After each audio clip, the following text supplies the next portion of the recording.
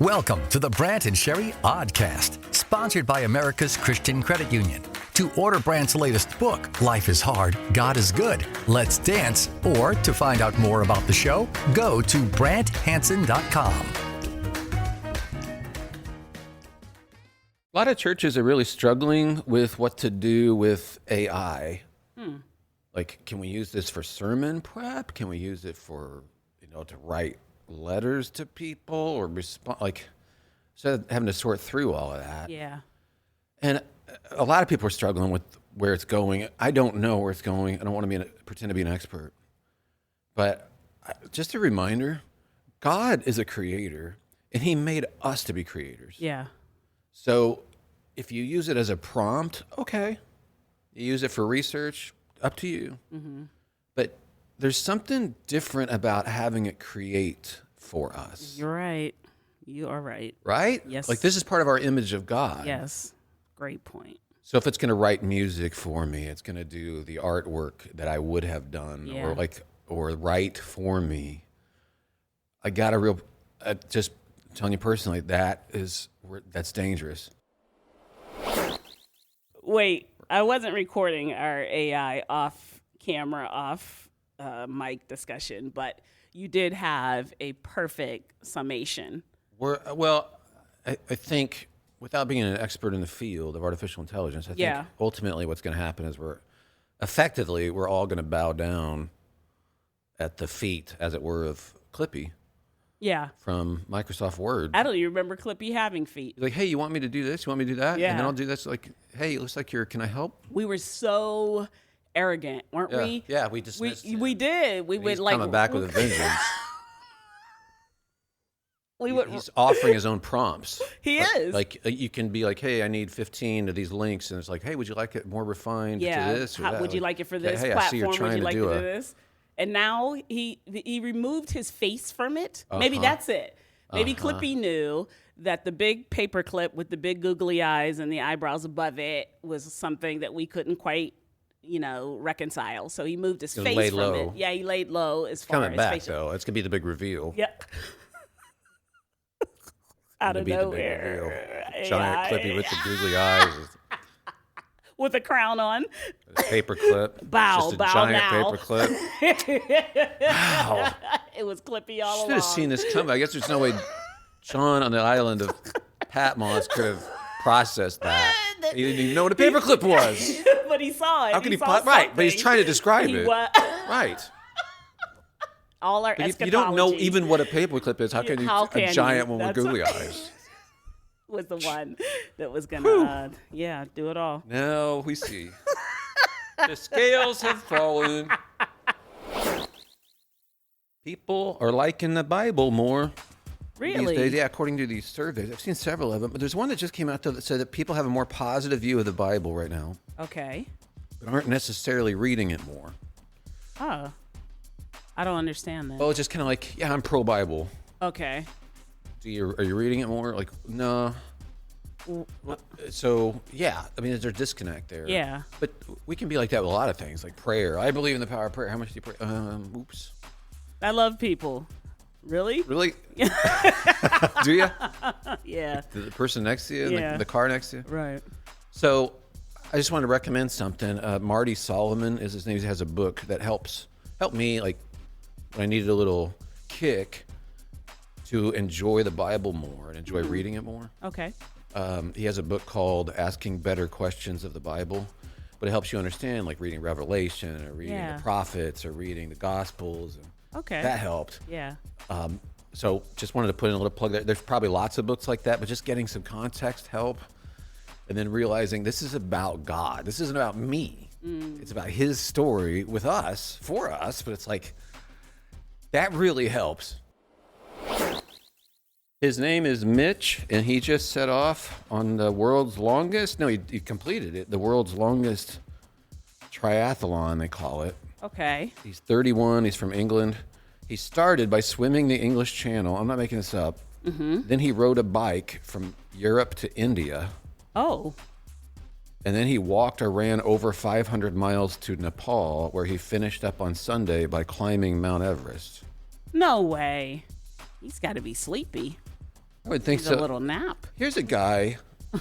You can, like, if you're friends with Mitch, you can never complain ever about being tired. No, you can't. Around him. Right? He's getting lunch and. Well, first I slammed. Let me tell you about tired. Okay. Started with the English Channel. Question: do you remember a single thing that your graduation, when you graduated, that your graduation speaker said? Not one. I don't even remember. I don't remember who it was. Yeah, either. no, I don't. Wow. I have to speak at a graduation this weekend. Okay. I'm thrilled, but I gotta, like, how do I make it memorable? And I think the accordion Oh dear. will do it. I honestly thought you were going to say puppets, so I guess this is a step up. Puppets and the accordion. Okay. That's actually a genius. They'll remember. You've got it. They will remember. That's what I mean. Yeah.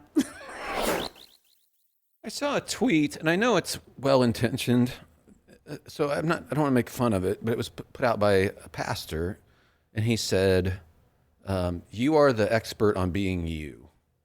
Never accept the judgments of others, for they'll never know you like you know yourself. Be you. Okay. And again, I can sort of get that, but here's the problem. I don't think people actually realize who they are. We have a major problem with that. Yes. Actually, our identity as being created in the image of God, how that puts us in relationship with him or in alienation from him by who we are, like things we've done. Like, do people really know how they fit in the kingdom of God, like who they actually are as his creation with his image stamped on him? Yeah. I mean, spiritual beings know. Yeah. They know how big of a deal we are to God. So it's honestly like that's not big enough to me. Once you understand, really get an inkling of how God views us, I think it's a lot bigger than we could imagine. Hey, just a quick reminder, if you're interested in helping us, this would actually help us. Sherry and I both bank with America's Christian Credit Union, and it's a really sweet thing. What they do is fund a lot of adoptions and ministries and missions. Very happy with it. And if you want to support the show, they're a sponsor, so if they see traffic coming from our show, they'll be like, hey, let's keep sponsoring that. And that's always nice. And if not, they should be like, forget it. Right. So if you go to branthansen.com, you can find out more. Scroll down there. Again, we can tell you we really love it. America's Christian Credit Union, and you'll find it if you scroll down at branthansen.com. Okay, couple things. Number one, it's National Crouton Day. I love croutons, but if you're new to the show, you need to know this.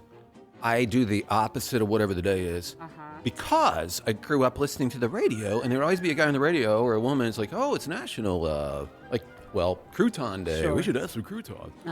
It's also, truly today, it's actual International Fruit Cocktail Day. Fruit cocktail. So I'm not going to have fruit cocktail. Sure. It's also, so I always do the opposite. All right. I got a problem, though. Because today is International PMO Day. Which is? That's the problem. You don't know what it stands for.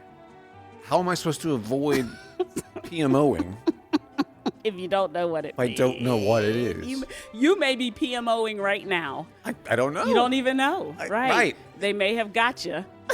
What about my principles? I think this was a way to get me, actually. They got you, Brant. The United Nations is like, They we're got going to you. get Brant.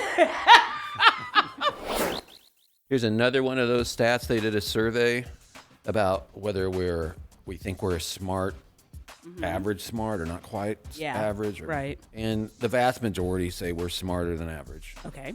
Okay. That's called the Lake Wobegon effect. It's common.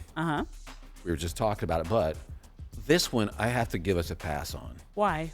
Because of social media. How do you not Right. That's walk true. off going, you know what? I'm better than this. And as you're scrolling, and that, right. and that, I didn't and that. think I was that smart, but I'm looking pretty good. I didn't post that. Just a quick little thing for the podcast. I was reading an article about church closings. And Closings? Yeah. Okay. Churches and closing, and a lot of them are going to be closing. Or Okay. Like just they get to us. It's all very strange. closing. I mean, I can understand that happening, but it'd be pretty rare for a church to close. The building is closing. What is it that's closing? The building. The building's closing. Yeah. Like everybody goes elsewhere. They're probably not there anymore. Yeah, I guess so. But that's like, I can understand the church like going, hey, we can't pay for this building. Let's move. Mm-hmm. I don't understand where the people go. Well, the people aren't there anymore. Like, okay, so what? So how? Okay, go ahead. Okay, so like, John's Temple. All right. Okay? So John's Temple or John's Cathedral, we used to be a thriving church. Then people stopped going, and now there's like 8 people to go to John's Cathedral, and we're going to close it. That's right. I can see that being pretty rare. Like 8 people going, hey, I don't want to hang out with you anymore, or let's can't go here let's join anymore. up with Dave's temple. Bob's Temple across the street. That's the problem, is that's what's not happening, which is what I think. Well, that's a whole nother. But I can see that happening, but I think that'd be pretty rare. Okay. I don't, the concept of it, like. Of them closing. Yeah. I think what's happening. Uh-huh. You may be listening to this going, how thick-headed. Yes. It's so obvious, Brant. I wish the two of you would right. shut up. 20. That's what you're but thinking. Like, okay, we're down to 30 people. We used to have 300. Yeah. And then we can't afford to pay the preacher anymore. Okay. I still don't understand why that would be closing. Are you family or not? Do you close a family? Or as a family, do you move to like, hey, let's join up with these other people. Let's fellowship with them. That way we can this and that. I understand that, but I do too. think pretty rare. I mean, just because you can't pay somebody doesn't mean you have to not be. What was the article saying? Was it saying there were a lot, or was it saying it's rare? It's saying it's happening quite a lot, Okay. and it might continue to happen more because. Was it saying it was happening in the context of denominations, or was it? Did it break and it down? non-denominational. So if you got a little country church, you got a small storefront church, I guess, or whatever. Yeah. Like in the medium can see shrinking numbers because a lot of people are like, oh, I want that church down the street has a fire engine for the kids. Back to the fire engine baptisms. Which was an actual thing. They got the roller coaster. They got right. Harry Potter land.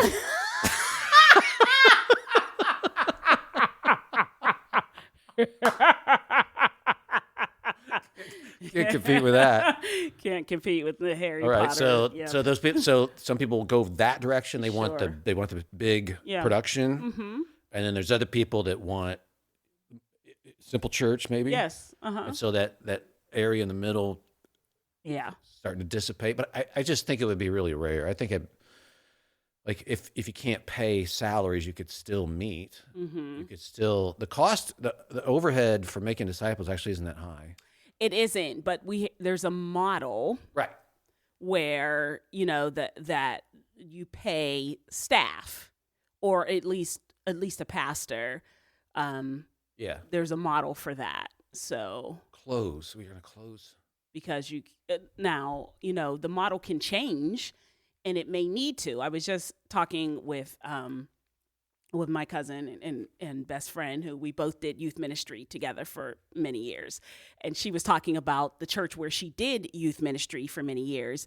The pastor and the leadership for so long have retired, and now their son has come to lead it. And he was a very successful businessman and is retired, and has just come back to say, okay, well, let's see what we can do.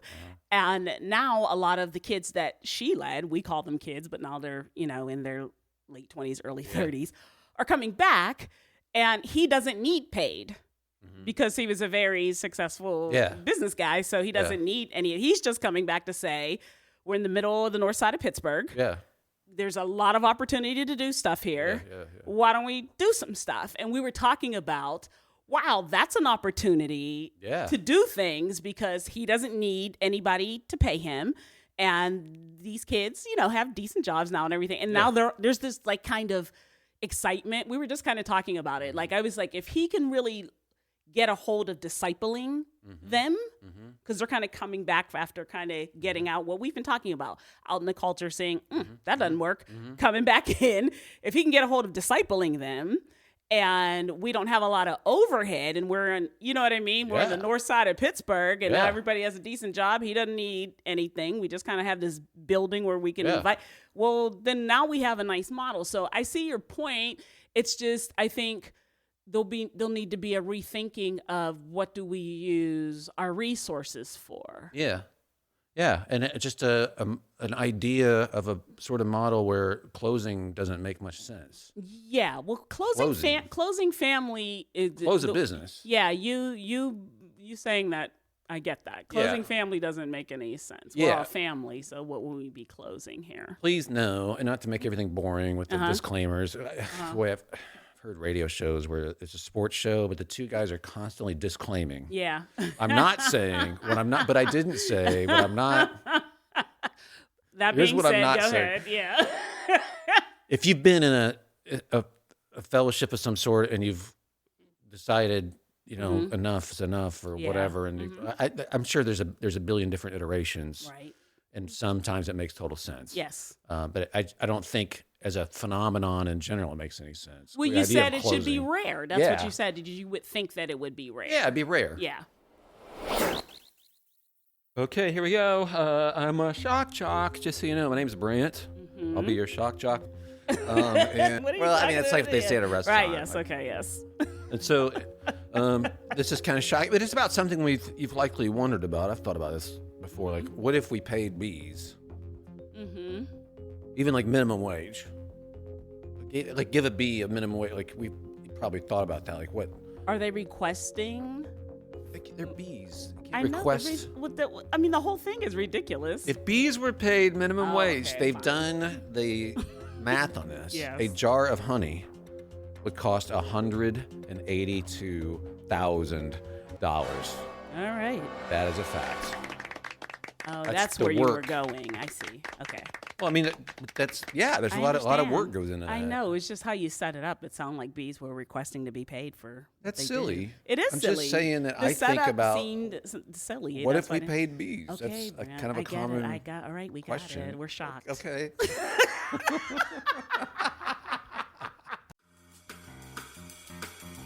The Brant and Sherry Oddcast, sponsored by America's Christian Credit Union. To find out more about the show, go to BrantHansen.com.